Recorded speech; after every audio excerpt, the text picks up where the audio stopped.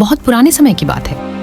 ऊंचे ऊंचे पहाड़ों के बीच एक छोटा सा गांव बसा था जिसका नाम था चंद्रपुर। चारों ओर घने जंगल, ऊंचे देवदार के पेड़, बहती नदियां और दूर दूर तक फैली घाटियां थीं। देखने में यह गांव किसी स्वर्ग से कम नहीं लगता था, लेकिन इस सुंदरता के पीछे एक गहरा डर छिपा हुआ था। हर रात गांव के ऊपर पहाड़ों की ओर से अजीब सी गूंज सुनाई देती थी। हवा में कोई रहस्यमयी सिसकियों जैसी आवाज होती और कई बार जंगल की ओर जाने वाले रास्ते से लोग गायब हो जाते। गांव वाले कहते थे कि पहाड़ों में कोई प्राचीन श्राप बसता है, एक ऐसी छाया जो इंसानों को अपने भीतर खींच लेती है। सूरज ढलते ही गांव के दरवाजे बंद हो जाते। कोई भी रात में बाहर निकलने की हिम्मत नहीं करता। खेत सूखने लगे थे, जंगल से लकड़ी लाना बंद हो गया था और धीरे धीरे गांव का जीवन थम सा गया था। उसी गांव में एक युवक रहता था, समीर। वह बाकी गांव वालों से अलग था। जहां सब डरते थे, वहीं समीर सवाल करता था। वह मानता था कि हर डर के पीछे कोई न कोई सच छिपा होता है और हर अंधेरे में कोई रास्ता होता है। एक रात वह अपनी छत पर बैठा पहाड़ों की ओर देख रहा था। ठंडी हवा चल रही थी और आसमान में बादल धीरे धीरे सरक रहे थे। तभी उसे फिर वही गूंज सुनाई दी, लेकिन इस बार वह भागा नहीं।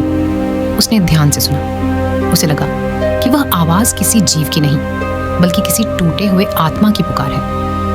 अगले दिन गांव में पंचायत हुई। बुजुर्गों ने कहा, अगर यह डर ऐसे ही रहा तो गांव खाली हो जाएगा। हमें या तो यहाँ से चले जाना होगा या इस छाया का अंत करना होगा।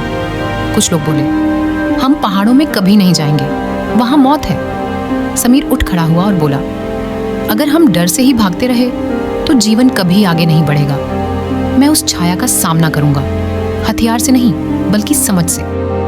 गांव वाले हैरान रह गए। कोई बोला, तू पागल हो गया है। समीर शांत स्वर में बोला, डर हमेशा ताकतवर नहीं होता, कभी कभी वह सिर्फ भ्रम होता है।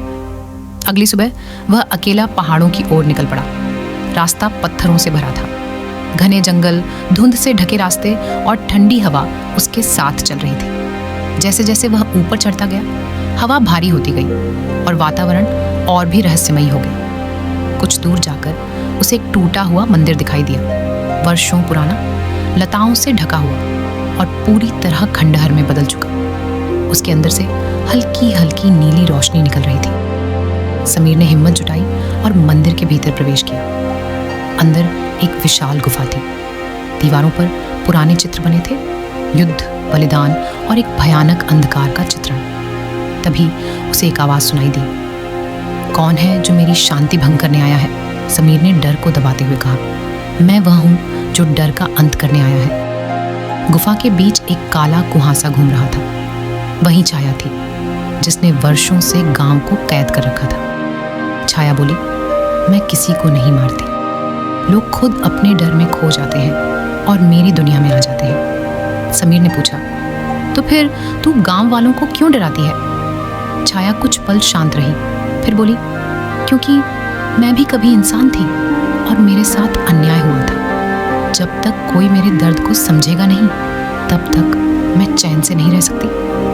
समीर ने पहली बार उस अंधेरे में पीड़ा महसूस की। उसने कहा, डर को खत्म करने के लिए युद्ध नहीं, समझ चाहिए। मैं तेरा दर्द सुनने आया हूं, लड़ने नहीं।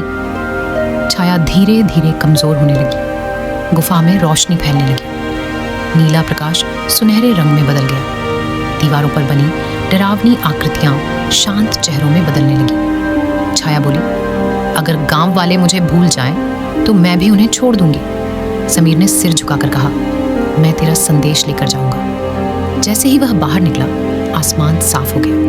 हवा हल्की और शुद्ध हो गई। पहाड़ों पर पहली बार वर्षों बाद धूप खिलकर चमकी। जब समीर गांव लौटा, उसने सबको पूरी सच्चाई बताई। गांव वालों ने उस जगह को डर की जगह नहीं, बल्कि स्मृति और सम्मान की जगह बना दिया। उन्होंने वहां दीप जलाने शुरू किए, न कि हथियार उठाए। धीरे धीरे गायब होने की घटनाएं बंद हो गईं। जंगल फिर से सुरक्षित हो गए। खेत फिर से लहलहाने लगे।